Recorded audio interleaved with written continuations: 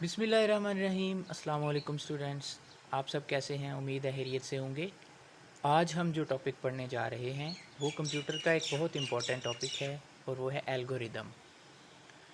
तो students, algorithm के बारे में जानने से पहले हम कंप्यूटर के बारे में थोड़ा सा पढ़ लेते हैं कि एक कंप्यूटर बेसिकली दो बुनियादी हिस्सों पर मुश्तमिल होता है। एक उसके हार्डवेयर और दूसरे सॉफ्टवेयर। हार्डवेयर से मुराद कंप्यूटर के पुर्ज़े या कंप्यूटर के आलात हैं। मतलब कि कंप्यूटर के वो तमाम आलात जो हमें नज़र आते हैं, जिन्हें हम छू सकते हैं, जैसा कि कीबोर्ड है, माउस है, उसके स्पीकर हैं, उसकी एलसीडी या उसका मॉनिटर है। तो ये सारे जो पुर्ज़े होते हैं या आलात होते हैं, इन्हें हम हार्डवेयर का नाम देते हैं। इसी तरह कंप्यूटर के सॉफ्टवेयर, ये कौन से हिस्से हैं? ये कंप्यूटर के अंदर चलने वाले प्रोग्राम हैं। आजकल क्योंकि मोबाइल का ज़माना है, तो हम मोबाइल के लिहाज से अगर देखें तो कंप्यूटर सॉफ्टवेयर से मुराद मोबाइल या कंप्यूटर के अंदर चलने वाली ऐप्स हैं। जब हम मोबाइल की बात करते हैं तो हम उन्हें ऐप्स का नाम देते हैं और कंप्यूटर में इन्हें सॉफ्टवेयर का नाम देते हैं। तो ये कंप्यूटर के अंदर चलने वाले प्रोग्राम्स हैं। अगर हम देखें कि हार्डवेयर किस तरह से बनते हैं, तो हमें ये पता चलता है कि हार्डवेयर मुख्तलिफ़ फैक्ट्रियों में, मुख्तलिफ़ कंपनियों में तैयार किए जाते हैं। मुख्तलिफ़ ब्रांड्स होते हैं जो मुख्तलिफ़ तरह के हार्डवेयर तैयार करते हैं। लेकिन जो सॉफ्टवेयर होते हैं, ये कैसे बनाए जाते हैं? सॉफ्टवेयर बनाने के लिए किसी प्रोग्रामिंग लैंग्वेज में कोड लिखना पड़ता है। प्रोग्रामिंग लैंग्वेज से मुराद कंप्यूटर की ख़ास ज़ुबानें होती हैं, जिनमें जो प्रोग्रामर होता है, सॉफ्टवेयर इंजीनियर होता है, वो कोड लिखता है और कोड लिखने के बाद जब उस कोड को चलाया जाता है तो वो एक मुकम्मल सॉफ्टवेयर बन जाता है। अब बहुत सारी प्रोग्रामिंग लैंग्वेजेस हैं। शुरू शुरू में जब कंप्यूटर आया था तो तब लो लेवल ज़ुबानें इस्तेमाल होती थी, जैसा कि असम्बली लैंग्वेज इस्तेमाल होती थी कोड लिखने के लिए। लेकिन बाद में तरक्की के साथ साथ हाई लेवल लैंग्वेजेस में कोड लिखा जाने लगा, जैसा कि सी लैंग्वेज है, C++, VB.NET, पाइथन। इसी तरह से आजकल हज़ारों किस्म की ज़ुबानें आ गई हैं जिनमें कोड लिखा जा सकता है, जैसा कि वेबसाइट्स बनाने के लिए PHP, ASP.NET। इसी तरह से बहुत सारी ज़ुबानें हैं। तो यहाँ पे क्वेश्चन बनता है कि क्या सॉफ्टवेयर लिखने के लिए या सॉफ्टवेयर बनाने के लिए सिर्फ कोड लिख देना काफ़ी है? मतलब कि एक बंदा उठता है, वो उठ के उसे कोई सॉफ्टवेयर बनाना है तो वो डायरेक्ट कोड लिखना शुरू कर देगा, या कि वो उसके लिए कुछ और भी करेगा? तो इसका जवाब है स्टूडेंट्स कि नहीं। सॉफ्टवेयर बनाना एक मुकम्मल प्रोसीजर है, यानी इसके लिए बहुत सारी स्टेजेस से गुज़रना पड़ता है। सॉफ्टवेयर बनाने का जो एक अहम प्रोसीजर है उसका नाम है software development life cycle, SDLC। और इसकी 7 फेजेस होती हैं। तो यानी कि हम कह सकते हैं कि जनरली अगर हम देखें तो एक सॉफ्टवेयर को बनाने के लिए हमें ये सारे काम करना होते हैं, जिनमें सबसे पहले प्लानिंग एंड एनालिसिस, फिर डिफ़ाइनिंग रिक्वायरमेंट्स, फिर डिज़ाइन उसका सॉफ्टवेयर का, फिर जाके कहीं कोडिंग की बारी आती है और बाद में उस सॉफ्टवेयर को टेस्ट करके उसे हम इंस्टॉल करते हैं और आखिर पे उसकी देखभाल वगैरह करते हैं। कोई गलतियाँ वगैरह हों तो वो सारी दूर करने के बाद उसकी देखभाल करते हैं।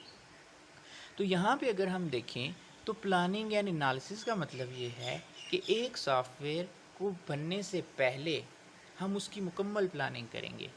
असल में एक सॉफ्टवेयर जो होता है ये बनाया क्यों जाता है? ये हम बनाते हैं किसी मसला को हल करने के लिए। कोई मसला होता है जिसे हल करना होता है, जिसके लिए हमें एक सॉफ्टवेयर बनाना पड़ता है। तो प्लानिंग एंड एनालिसिस में उस मसले का तयन किया जाता है, देखा जाता है कि मसला क्या है और उस मसले को हल करने के लिए हमें क्या क्या काम करने की ज़रूरत पड़ेगी। डिफ़ाइनिंग रिक्वायरमेंट्स में हम क्या करते हैं कि यूज़र से मिलते हैं जिसने हमसे सॉफ्टवेयर बनवाना है, और उससे तमाम रिक्वायरमेंट्स लेके उन्हें हम एक डॉक्यूमेंट की शक्ल देते हैं जिसे SRS डॉक्यूमेंट कहते हैं, और उसमें तमाम रिक्वायरमेंट्स लिख के हम उसके साथ एक तरह का मुआहिदा कर लेते हैं कि ये चीज़ आप बनवाना चाह रहे हैं और ये हम आपको बना के देंगे। इसी तरह थर्ड स्टेप जो कि इस टॉपिक से रिलेटेड है, ये है डिज़ाइन। डिज़ाइन के स्टेप में हम बहुत सारे काम करेंगे उस मसले का तफसीली जायज़ा लेने के लिए। डिज़ाइन के फ़ेज़ में अगर हम इसको ब्रेक डाउन करें तो हम कह सकते हैं कि डिज़ाइन दो तरह का होता है। एक वो डिज़ाइन जो तहरीरी शक्ल में है और एक तस्वीरी शक्ल में है। हम इससे आसानी के लिए अगर एक रियल लाइफ एग्ज़ाम्पल लें तो हम कह सकते हैं कि जैसे हमने अगर मकान बनवाना है, تو اس کا سب سے پہلے جو اس کا ڈیزائن ہوتا ہے وہ بنوانے والے کے ذہن میں ہوتا ہے. بنانے والا اپنے ذہن میں بنوانے والا سوچ رہا ہوتا ہے کہ جی میں نے ایک کمرہ بنوانا ہے, میں نے یہاں پہ ہال بنوانا ہے, میں نے ایک جو ہے وہ اتنے کچن ہونے چاہیے, واش روم ہونے چاہیے. اس طرح سے وہ سارا اپنے ذہن میں ایک سکیچ بنا رہا ہوتا ہے. اور اگر وہ اس سکیچ کو ایک لسٹ کی شکل میں دے دے تمام کاموں کو جو کہ ہم نے کرنے ہیں اس مسئلہ کو حل کرنے میں یا اس سافٹ ویئر بنانے میں یا مکان بنانے میں, تو ان کاموں کی اگر ہم ایک مکمل فہرست دے دیں تو ہمیں یہ ذہن میں کلیئر ہو جاتا ہے, ایک ڈیزائن بن جاتا ہے تحریری طور پہ کہ ہم نے یہ کام کرنا ہے, تب جا کے ہمارا ٹاسک کمپلیٹ ہوگا. اور اگر انہی کاموں کی فہرست کو ایک خاص ترتیب دے دی جائے کہ سب سے پہلے میں یہ کروں گا, اس کے بعد میں یہ کروں گا, اس کے بعد یہ کروں گا, تو یہ ایک خاص ترتیب سے جو کاموں کی فہرست ہوتی ہے اسی کا نام ہوتا ہے الگوریدم. کمپیوٹر میں سافٹ ویئر ڈیولپمنٹ میں خاص ترتیب سے جب ہم مراحل, اس مسئلہ کو حل کرنے کے مراحل کو خاص ترتیب سے لکھ دیتے ہیں جن پہ عمل کرنے سے مسئلہ حل ہو, تو اسے ہم کہتے ہیں یہ ایک الگوریدم بن گیا. تو اس کی ڈیفینیشن بنے گی ترتیب وار مراحل کا متناہی سیٹ جن پر عمل کرنے سے کوئی مسئلہ حل ہوتا ہے الگوریدم کہلاتا ہے. اب یہاں پہ دو الفاظ زیادہ امپورٹنٹ ہے, ایک ترتیب وار اور دوسرا متناہی سیٹ. اب ترتیب وار کا تو آپ کو سمجھ میں آ گئی ہوگی بات کہ جو بھی ہم نے کام کرنا ہے, مسئلے کو حل کرنا ہے, وہ ترتیب وار ہی ہوگا. یعنی ہم ایسے نہیں کر سکتے کہ کوئی مکان بنانا ہے تو اس کی ہم بنیادیں آخر پہ کھودیں اور چھت اس کے پہلے بنانے شروع کر دیں. اسی طرح سافٹ ویئر کے کیس میں جب ہم ایک سافٹ ویئر بناتے ہیں تو وہ ترتیب وار اس پہ عمل کرتے ہیں, ان مراحل پہ کوڈنگ لکھتے ہیں. اور متناہی کا مطلب یہ ہے کہ وہ کام ختم بھی ہو, اس کا کوئی اختتام ہو, اینڈ ہو. تو الگوریدم بھی ایک اچھا الگوریدم وہی ہوتا ہے, ہم آگے جا کے دیکھتے ہیں, کہ جس کا کوئی اینڈ ہو. تو ترتیب وار مراحل کا متناہی سیٹ جن پر عمل کرنے سے کوئی مسئلہ حل ہوتا ہے الگوریدم کہلاتا ہے. یہ اس کی ڈیفینیشن ہو جائے گی. اب ریئل لائف ایگزامپل جیسے میں نے آپ کو پہلے دی ہے کہ اگر ایک مکان کی تعمیر کرنی ہے, اس سلسلے میں ہم نے ایک الگوریدم بنانا ہے, تو ہم کیا کریں گے, سب سے پہلے اس کا مٹیریل منگوائیں گے. مٹیریل منگوانے کے بعد اس کی بنیادیں کھدوائیں گے. بنیادیں کھدوانے کے بعد تیسرے سٹیپ پہ دیواریں بنائیں گے. دیواریں بنانے کے بعد اس پہ چھتیں ڈالیں گے. چھتیں ڈالنے کے بعد انہیں پلستر اور سیمنٹ وغیرہ کریں گے اور آخر پہ اسے پینٹ کریں گے, تو ہمارا ایک مکان مکمل تعمیر ہو جائے گا. تو اس طرح سے یہ ایک سٹیپ بائی سٹیپ چیز چل رہی ہے. اسی چیز کا نام ہے الگوریدم. اسے جب ہم کمپیوٹر کی زبان میں امپلیمنٹ کریں گے تو ہمارے پاس ایک الگوریدم اسی طریقے سے ایک سافٹ ویئر کے لیے الگوریدم بنایا جاتا ہے. اب یہاں پہ مسئلہ یہ ہے کہ الگوریدم بنانے کے لیے بھی کیا کسی خاص پروگرامنگ لینگویج میں کوڈ لکھنے کی ضرورت ہے؟ جیسا کہ ہم نے پہلے پڑھا کہ سافٹ ویئر بنانے کے لیے کسی خاص پروگرامنگ لینگویج میں کوڈ لکھنے کی ضرورت ہے. تو کیا الگوریدم کے لیے بھی یہ ضروری ہے کسی خاص زبان میں لکھا جائے گا؟ تو جواب ہے اسٹوڈنٹس کہ نہیں.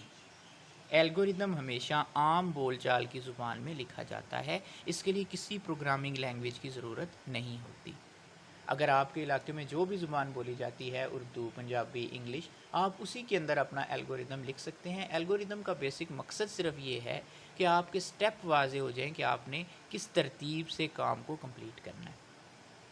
اب الگوریدم بناتے ہوئے کچھ خاص علامات یا الفاظ استعمال ہوتے ہیں جو کہ ہمیں الگوریدم میں استعمال کرنے پڑتے ہیں.